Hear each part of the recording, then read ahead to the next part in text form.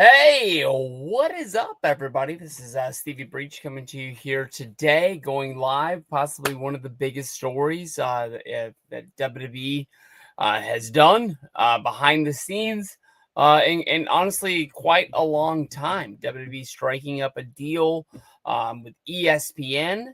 They're going to be moving over their premium live events, aka the pay-per-views. Somehow I made a video talking about a SummerSlam match when I was walking around. I think it was talking about the Jelly Roll Randy Orton tag match. And I just randomly started talking about the premium live events, how this might be the last SummerSlam that we actually get to watch sort of for free. I've always subscribed to Peacock since the day that they moved over. I was a day one WWE subscriber. Um, I just thought it went hand in hand. Basically, we were going to get Peacock already because The Office was moving over from Netflix, and now WWE is going to be there. It is a match made in heaven.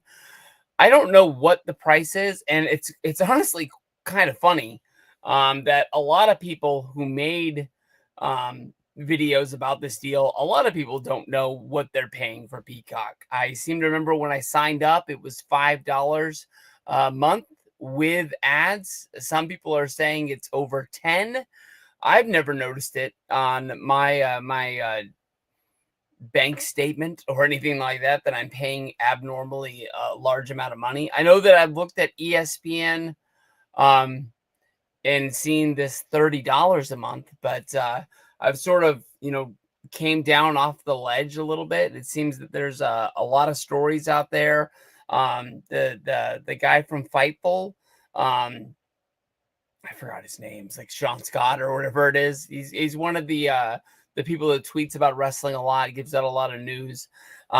He's sort of backed this up. I've looked for a lot of other people to say the facts that are out there. But when you watch the clips of Cody Rhodes, Triple H, Nick Khan, people stopping by ESPN to make this announcement, it seems like they really want the word to be out there that it's going to be $30 a month.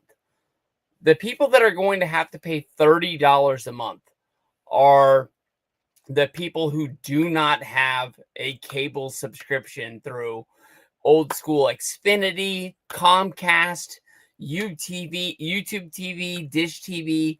If you have any of the above, I think that even like the Hulu Live will count. Basically, if you can log into ESPN and you're able to show them that you don't have to like show them your cable bill. I think everybody in the world knows how to do this.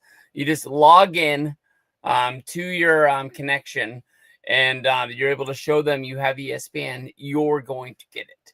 At the worst, I think that honestly we might have to sign up to be ESPN Plus members. So let's just say it's either going to be paid for by your cable bill, or at the worst, you might have to pay the $11. Jim, I see you in here. I just watched your video right before I clicked live. You go over to Jim Knight 888. He's right. People are all fired up about this. Jim's video is really, really good. He's reciting off months of paying cable bills. Me and Jim were texting within a few weeks ago that I don't think people understand how we used to watch wrestling pay-per-views back in the day. My dad was a hardworking single dad. I lived with him basically almost my entire life. And there was very few months I came to him and said that I wanted to watch a pay-per-view. I remember one of the first wrestling pay-per-views that he let me buy was SummerSlam 1993. And that was a mix of things. It was on my first day of school when we started 7th grade. My birthday was coming up, and so it was sort of used as a birthday present. And probably just to get me off his back. He's probably wanting to do something, and I was probably bugging him about Lex Luger and Yokozuna. But I mean, like the In Your Houses that were $20 that were kind of looked at as like an extra edition of Raw. That were really fun. But Jim was talking about I think the example he used was 1997, where you bought in the same month, you bought an ECW pay-per-view for $20. You bought War Games, a WCW pay-per-view, that was probably $30, and you bought Survivor Series for another $30. And people didn't complain. There was no internet streaming. There was no illegal jailbroken Fire Sticks. Basically, you sat there and you waited for the internet, or you just waited. That was all there was to do. I can remember the Royal Rumble 1991. I sat down at the television, and when they had digital cable boxes, they could block out the video, but they weren't able to block out the audio. And it would be all scrambled. People called it scrambled vision. That's how you used to watch the Playboy channel or the Spice channel back in the day. But if you had it on the pay-per-view channel that had it on, you could listen to the pay-per-view like it was radio.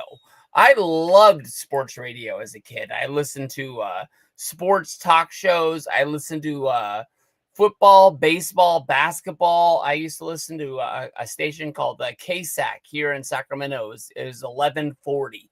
I used to call into the morning show a lot. The guy that hosted the show let me go down there one morning because I told him I wanted to be a professional broadcaster one day. Look how it paid off. I'm making YouTube videos now.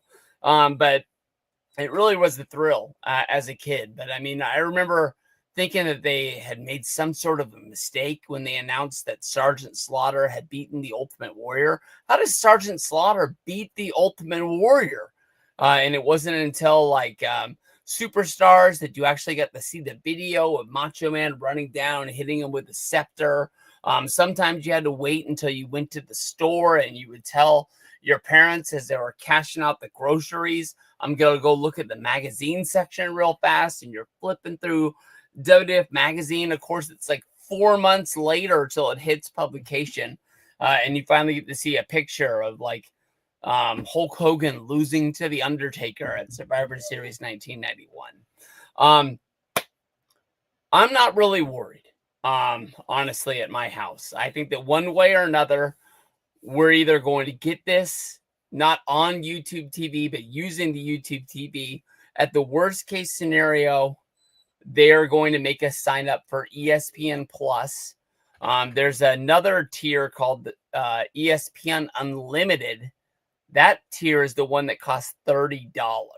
That's the one where you get to watch ESPN, ESPN2, ESPN News, ESPNU, ESPN Classic. There's just all of this stuff thrown into there. I honestly have as many questions about the NFL package that they just purchased as I do for the WWE stuff, but I'm not really worried about it. I think it's going to work out. The people that I worry about are the people that are like in their 20s, that are living on their own, that are wrestling fans, that are, it's hard out there in the world. And from a 40-year-old guy, I'm going to tell you, like, I understand. I've got kids. I've got a 15-year-old, an 18-year-old, my girlfriend. We've got another 15-year-old. We've got two 12-year-olds, and I just screwed up their ages. We got too many kids in this house. But, like, I understand what it's like. And part of me thinks that they're all going to live in my house until they're 40 years old because of the fact that it's just expensive to live out there in the world. And freaking this ESPN WWE deal is the one thing tipping tipping over all of their budgets. I know that, I'm sure. But, those are the people that are going to be like looking like they don't have a YouTube TV subscription because it's $80 a month. They don't have Comcast because that's like freaking $180 a month. Those are the people that are going to be like doing whatever they got to do. If it means that, like, I don't even know if WMR is still around, but like early 2010s, I tip my hat to you, WMR. You got me through a lot of days until the WWE network come around. Like, we might have came on YouTube and made reviews acting like we paid the money. No, I didn't. And my buddy Mike always jokes about the fact that there was an Adam Cole documentary or old Adam Cole YouTube video where he was watching WMR and he had an account. There's that one picture at a summer league game that LeBron James is sitting on the bench and he's watching some illegal streaming site to watch NBA games that are out there.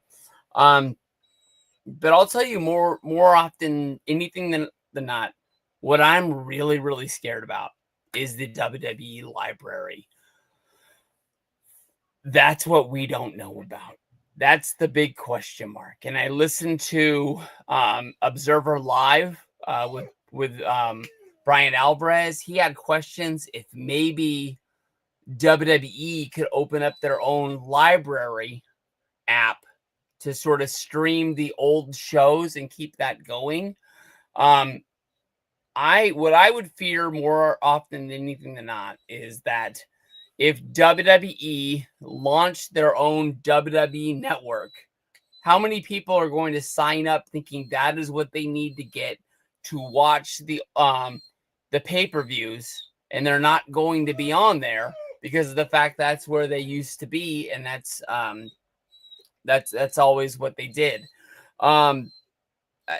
I don't know. Some people say that they might still live on Peacock, where Peacock signs a deal to keep the WWE network. I don't know why Peacock honestly would do that. I don't, like there's stories out there that Peacock was upset about the number of subscribers that came over to watch the WWE network, and to watch the pay-per-views, to watch the old stuff and all that. Basically, they lost a lot of money in this deal. Bringing WWE over. I guess the SmackDown thing works, keeping it on the USA Network. Raw always worked on Raw, but just keeping people onto the subscription thing. If it made money, WWE would be doing it on their own. I mean, they launched that WWE network. They said the magic number was 1 million subscribers. I think they did everything in the world to try and make it work. They did everything in the world to try and keep it afloat. They did everything in the world to try and I think they did everything in the world to try and lie to the shareholders that are out there. They were doing the free. They did the deal where if you signed up, there was free access on the thing to try and get you hooked, to try and watch this, that, and the other. But then there would be certain videos or certain shows that would be locked, and you wouldn't be able to watch those. So you'd be like, oh, I can't watch Hell in a Cell 2012 today. I guess I'll just sign up and I'll end up, going to watch it. I don't know if that really would have worked, but if it was working, they would have just they would have just kept going, and they'd still be doing it on their own. So, I kind of think that YouTube, their WWE Vault channel, as well as the WCW Vault channel, I don't know if they've launched an ECW one or a Territories one. I think it would be smart. I don't really know how much AdSense is going to roll into WWE to move the thing to move the needle, honestly, to make them care about it. But for the people like Jem, the people like me, I know that Chad Rapp commented on my videos today, basically saying that he was glad that he kept his DVDs. I'm telling you, like right now, I'll just grab these. I don't know why Davey Richards is on top, but that's not the one I was talking about. But like, these are 3 custom DVDs that I have, and of course, one of the best WWE DVDs of all time, The Rise and Fall of ECW. You have this. You've got these legacy DVDs of old ECW shows, as shown on TV for the first time, showing the history of ECW from 1992, and it says it goes to 2014 because they cheat and they use the WWE and they use the TNA show, but until the dying days of 2000, or was it 99? I honestly don't remember, but like, this is worth $1 million to me, because how am I going to watch ECW? I mean, yeah, there's grainy footage that is up on YouTube that you can watch. And like when I was thinking of a classic match last year, I was thinking of it was a crazy time in wrestling. A WCW wrestler wrestled a WWF wrestler in an ECW ring for the ECW championship at an ECW show. And the only way for me to watch it was to go on YouTube. And I watched it that way. And I was like, oh, yeah, that was the time that Taz beat Mike Awesome for the ECW championship. And then, of course, Taz would go back to WWE with the ECW title. He would appear on SmackDown. He would wrestle against Triple H, and then he would go to the ECW pay-per-view, and he would drop it to Tommy Dreamer, who immediately dropped it to Just Incredible. I mean, stuff like that. I mean, you need YouTube to be there. And I remember when YouTube used to be really strict and not let you upload stuff like that. It seems like it got taken down as fast as it was up there. But I don't know. That the stuff like this is kind of the stuff that I'm scared about, because let's say we'll just use this. The first one that's going to be shown, WrestleMania 42. Where does WrestleMania 42 live the day after WrestleMania? Like, how long is it going to be on this ESPN app? Is it going to be there for 30 days?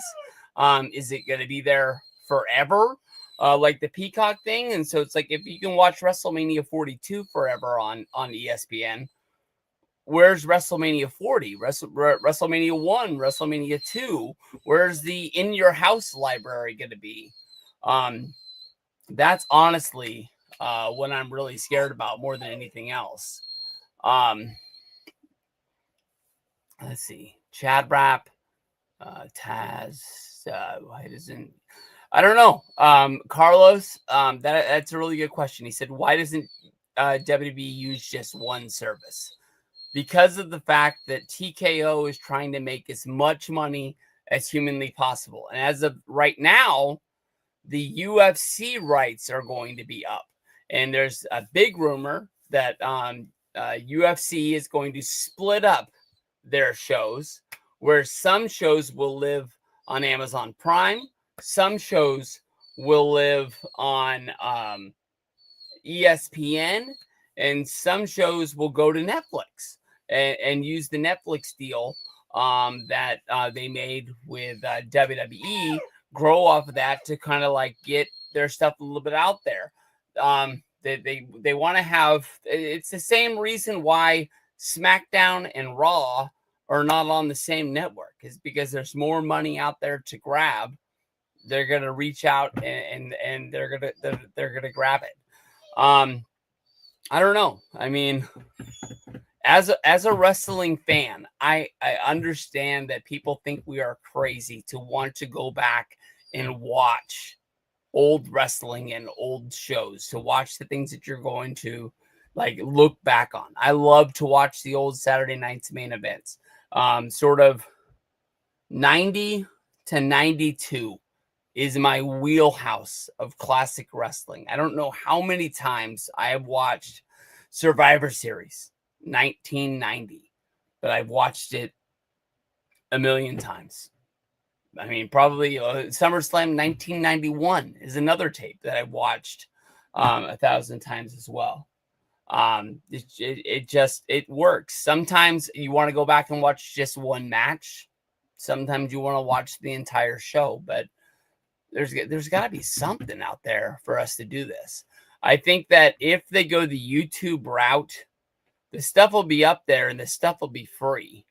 But I think you're a madman if you're going on YouTube these days and you're not going ad free. If you're going on there to watch War Games 1995 Fall Brawl and you're not signing up for a YouTube free account, you're a madman. There's probably going to be ads every 5 minutes on that show that pop up. And yeah, some of them like are a minute and some of them last for like 10 seconds and you can click the skip ad thing.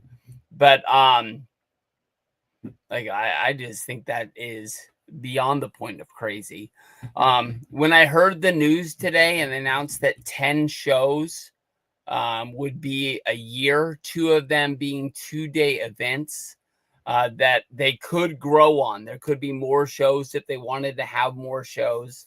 I kind of thought that was low. Honestly, in my mind, I felt like WWE was putting out more major shows than 10 pay-per-views a year. But I guess I looked at the schedule, and I think they're scheduled to do 11 this year, and Evolution was a special one that popped up. I guess they don't do a show in December, which is cool with me because that WWE TLC pay-per-view always seemed to be the one event that I was just checked out on. I didn't really follow WWE throughout the month of December because of the fact like football season is going on. It's really busy. You're transitioning from Thanksgiving to Christmas.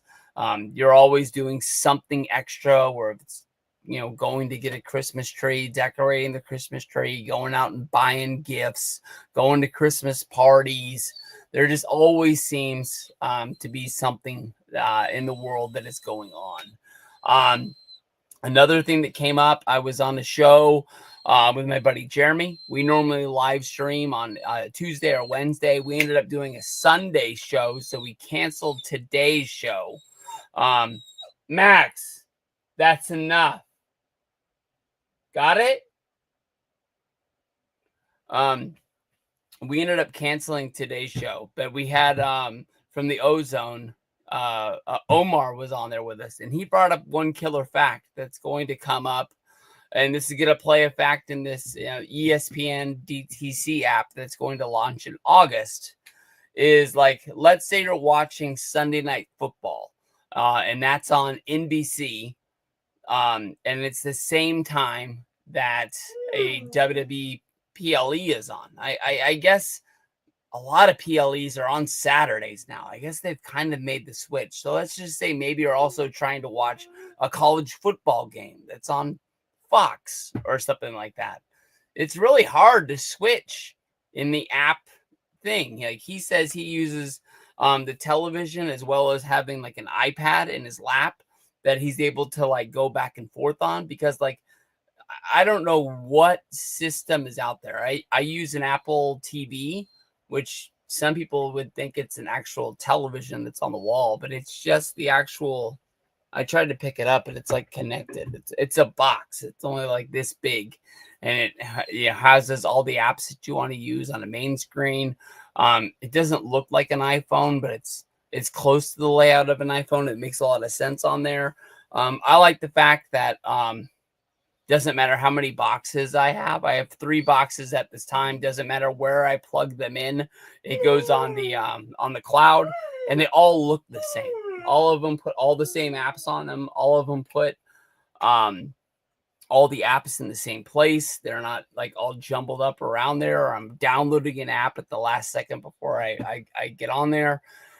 That's why the Apple TVs work for me. They're probably more expensive than Roku's, or I think even the television that I bought at Costco, it has all the apps on there. It's a smart TV, and I still don't use it because of the fact then you're adding an extra login, and some apps are now charging you for per televisions or per equipment that you're putting it on there. Pico, look at you. ESPN and Apple TV can do the split screen. Hopefully that I know exactly what you're talking about. Yeah, hopefully they do that. But I think I was really, really smart is that I kept my wrestling wall as long as I could. And I know like some of this stuff doesn't make sense, but it means a lot to me. Like my kids gave me that for Father's Day one year, and if you press the button, it's their voice in there as little kids telling them, "I love you, Dad." It's Olaf from Frozen. But these pops, they've been on the list for a while. I just gotta get rid of these, even if I just put them in a bag and throw them in a dumpster to get to the point where I can really put up the stuff that I want to. But like, I still have a lot of my DVDs. I don't know why I can get to my $5 wrestling DVDs, but I like my WWE ones I keep behind the pops. But like, I have all of my WWE, like the best of Shawn Michaels, the best of, I'm trying to think of some stupid DVDs that they made over the year. Falls Count Anywhere matches, Batista, I Walk Alone, Triple H, The Game, Hulk Rules, Hulk Still Rules. I've got all of those. It's still in the cases, and those are in alphabetical order for the most part up there. And then I have a WCW section. I've got an ECW section. For the guys that had like best of ROHs that came to WWE, it doesn't make any sense, but I mixed those into their section. Like the best of CM Punks are with the CM Punk DVD. So like it's kind of easier to find them if I ever really needed to. And then like your Elimination Chambers, your Survivor Series is, I might have left the WrestleManias in here for just because they're WrestleMania, but like all of like the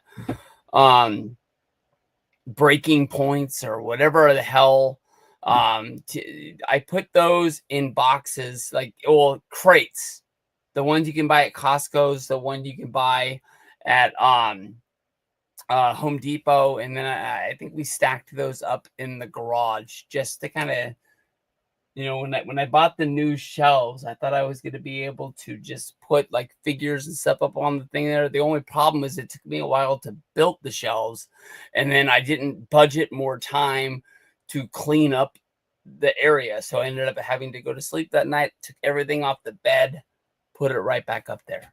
Huge mistake. Huge mistake. But I don't know. I think there's a few people out there that are reading the news, and everything kind of seems like they understand, for the most part, what is going on. I'm really waiting to hear a show with Dave Meltzer. To me, honestly, like nothing is real news until it comes from Dave Meltzer. I know a lot of people say that he makes up his own news, or maybe he puts his own spin or opinion on news. To me, when it comes from him, it is just full on there. I've heard from enough people that I really believe that if you have a cable source and you can log in and prove to ESPN you have it through verification, you'll be fine. I know that when I use the USA app, or if I use the what's another one that I have to verify? I think it was just the USA app when I was trying to watch like Raw, but there's something else that I know I have to go in there and prove to him I have YouTube TV as well. But it's really easy. It takes literally seconds. At the longest I would tell you is it takes a minute. It's just a pain in the ass, and I really hope that with the ESPN thing, I'm not gonna have to do it every time I log in. Maybe if it's every 30 days, I can understand, because of the fact like you could have cable today and you could cut the cord tomorrow, and they're not just going to give you this for the history of time. That makes sense. So if it's like every 30 days, I kind of understand, especially if like you can save your information in there and just like push a button. Like this is still my name. This is still my password. And maybe it would go fast, but normally like you have to like take your phone and like shoot the QR code on your TV, and then you have to like do this, and it just feels like it's a pain in the ass, even if it just takes a minute or two to get through. But I've heard enough people say that if you have ESPN, you're not going to have to pay for this. Some people throw the warning, like you might have to have an ESPN Plus account at the same time. That's kind of weird. But at the same time, the company's going through a lot of changes. I've heard that Hulu is now going to become Disney Plus, which is really weird, because when Hulu first rolled out, it was a company that was like owned by NBC, I guess ABC, which would be Disney. And then maybe it was Fox. Maybe like the two companies sold out, and now just Disney owns the whole thing. But like when I think of Disney Plus, I think of like 101 Dalmatians or Toy Story or, like the Disney movies or even Disney cartoon movies. But now, like, Disney bought Fox. Well, maybe that's how they got the other half. Maybe because Disney bought Fox. And I don't really think of Fox being a part of Disney all that much. But now that is just going to be called Disney Plus, is what we always called Hulu. So now is it going to be like Disney Plus Live if you use their cable subscription? When they always had those commercials that were really confusing to me when they were like, Hulu has live sports, Hulu has live sports. But they never like told you that you had to sign up for Hulu Live. It made you think that if you just signed up to Hulu, you could watch Patrick Mahomes and the Chiefs in their game. But it is what it is. WWE's, people call them the devil company, that they're just out for greed and internal money.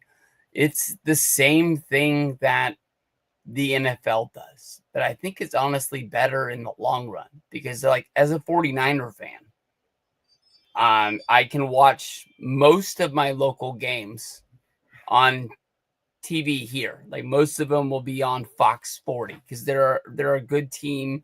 They're local. They're going to be close. But every once in a while, a game pops up and it's on Thursday night games. You have to have the NFL Network, right? Or no, last year the Thursday games were on Prime. So I have a Prime account because I buy stuff on Amazon and I want it delivered for free and I want it in 2 days. So that's honestly kind of paid for. But if I didn't, I think that's like $120 a year. But if you just buy stuff and have it shipped to your house and not pay for the shipping, I think that sort of pays for itself in the long run. But people still go bananas over that.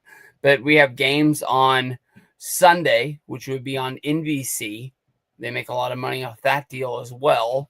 But we get the NBC's covered on YouTube TV. And then if you get the Monday games have to be on Monday Night Football. So that's on ESPN. So, I mean, in the long run, people draw up this thing where it costs you billions of dollars to watch the NFL each and every year. If you like football, you're going to watch it. If you like wrestling, you're going to do whatever you have to do to watch wrestling. I think in the long run, we're going to be okay. I was really, really scared this morning. My buddy Mike, who left the comment a minute ago, if he's still in here, I literally asked to call him at here 4:30 in the morning. So it would be 6:30 in the morning there. Like I saw he retweeted the story, so I knew he was already up, but I was trying to have it make sense. And then my immediate thoughts were like, this sucks. This is stupid. Like the $30 a month was like, felt like it was the biggest words on the screen in every story that I read out there. And I'm just like, oh man. And it wasn't until I got to work and I sort of like broke the story down and then saw a few other people out there tweeting about it, who the ones I really believed were the people that were like entertainment bloggers that cover like the world of streaming and like they're not wrestling news people. And I knew that they would honestly have the best answer. And when I saw them tweeting that this would be covered by your normal ESPN subscription, I was like, hey, we're going to be all right. So in the long run, I think we're all going to watch WrestleMania 42. I think we're all going to watch, I was going to say Extreme Rules, but they don't use that pay-per-view anymore. I think we're all watching all of the shows. The only thing that's going to change, I think, is people having to download this ESPN app instead of watching it on Peacock. Long story short, I miss the WWE Network.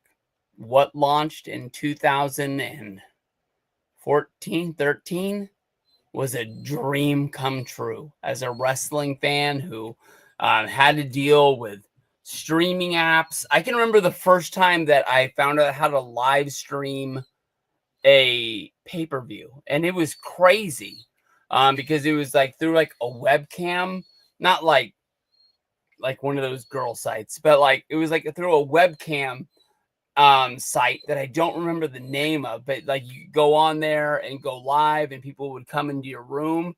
Somebody figured out how to I guess, turn their webcam into their cable box. Like, so you're actually watching a stream. You're not watching them hold their webcam up to their television, and it looks horrible. But I remember that, like, for some reason, you used to have to download some separate thing to listen to the audio. And I think that show was the one time that Vince screwed Triple H out of the WWE Championship by wrestling Orton. But then Triple H beat Orton, and then Umaga beat Triple H, and then Orton beat, I don't know, it was a long way. I know that Umaga was never WWE champion, so Triple H had to have beat Umaga. But it was a crazy show, and I'm just sitting there, in the box to watch the pay-per-view, I felt like was that big. I'm literally like inside my computer trying to watch it. But you know, I remember a lot of times refreshing WWE.com to get to like see the results.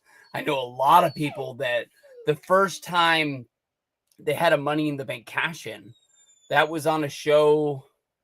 That wasn't the year they did the Elimination Chamber in Puerto Rico. That was the next year, but it was somewhere back east.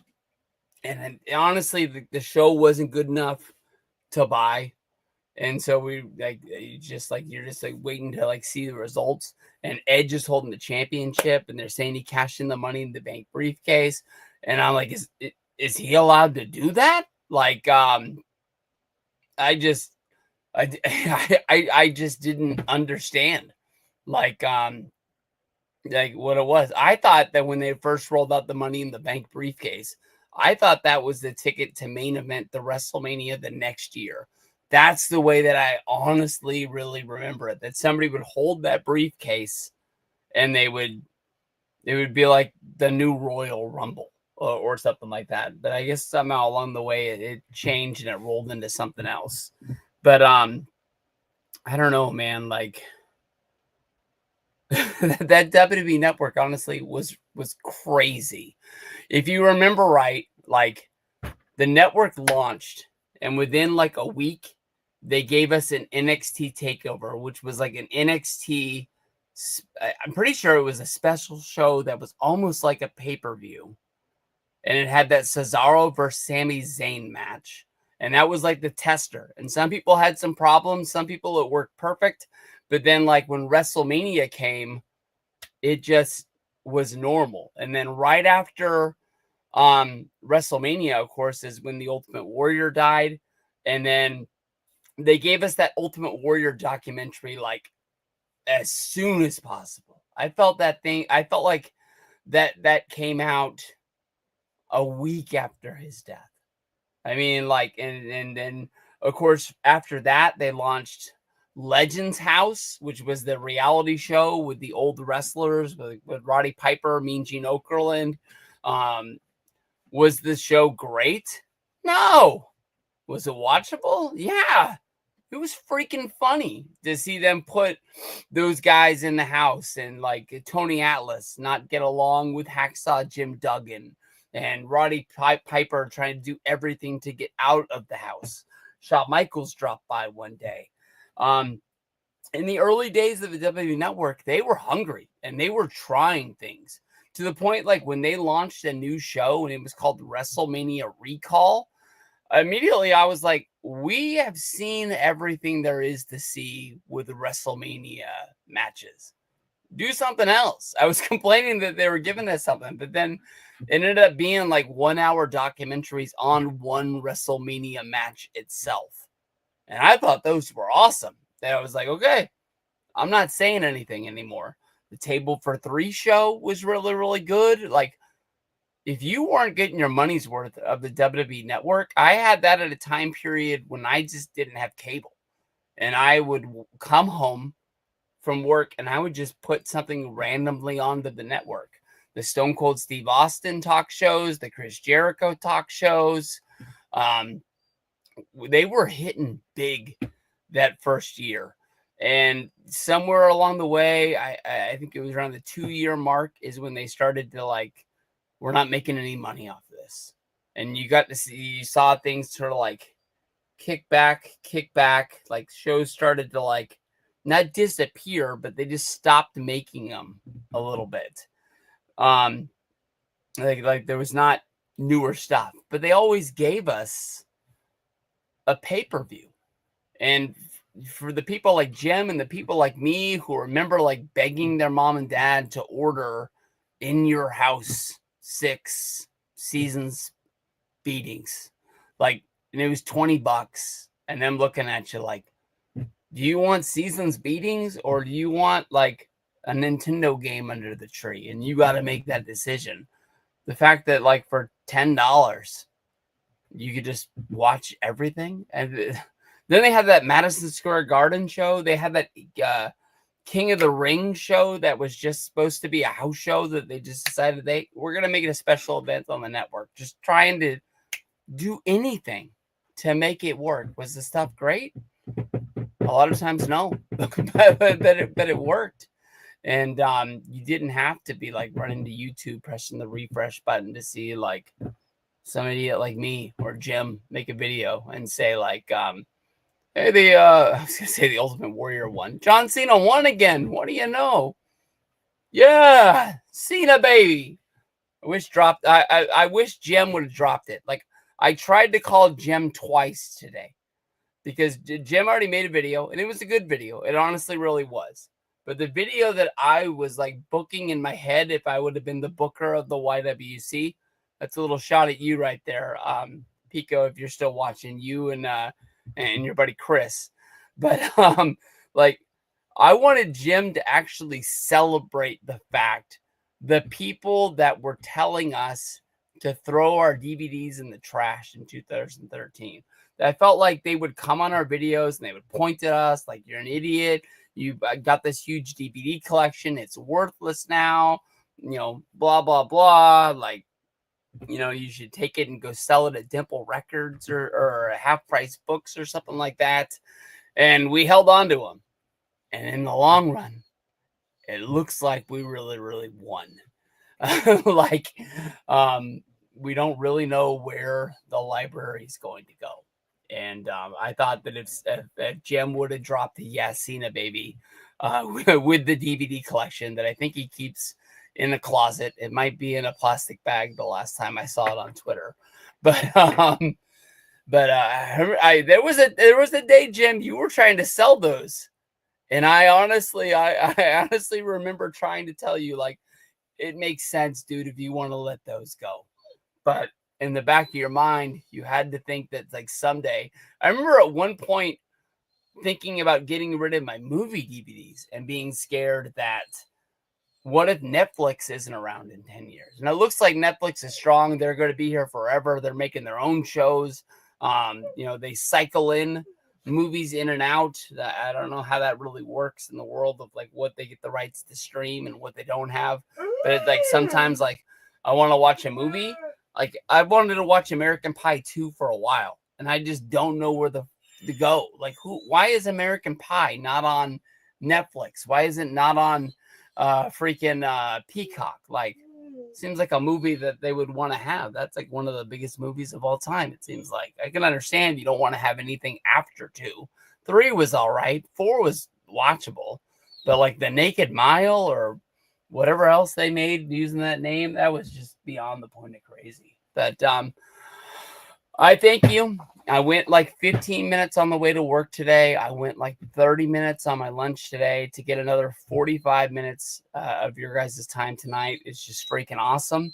To give plugs out there, go to Jimny888. If you just click on his comment, I think that he's left in the chat. For you people, you can see his news video that he put up. It was really, really good. I really appreciate every single time Jim makes a video, even though it's not so much. My good buddy Weed the Pico over there, watch his videos from WrestleMania. I wish that he made videos when he was going to college and making like vlogs. I thought they were the best things in the world, and I wish he would have done them all 4 years that he went to Kansas. And I bet you he wishes that he did as well. Max, enough. My buddy Jeremy, Rock and Roll channel. I normally go live with him on Wednesday nights, normally around 5 o'clock to 8 o'clock, matters what coast you're on. Like I said, we did the Sunday pay-per-view show, which was really, really fun. And then my new buddy on the Ozone. That's a show that I'm hoping to get on. If you like New York sports, if you like wrestling, that's the place you want to go. Doesn't matter if it's Knicks, Nets, Yankees, Mets, Giants, Jets. They're gonna talk about it. It's gonna be a good spot to go. So thank you very much. Chad Rapp, you were in here tonight. I really appreciate every single time I see one of your comments. You made great videos back in the day. I loved the one you talking about your wrestling tattoos. I still think about it to this day. I understand that people don't want to make videos anymore. In a cool world, my buddies Miguel, Ravi, Luke, Matt Beast would all be making videos still. But I understand. I get it. That like Jim did a couple of years ago. I wish the YWC was honestly still running strong. But peace out, guys. I'll see you guys down the road, and y'all have a good night.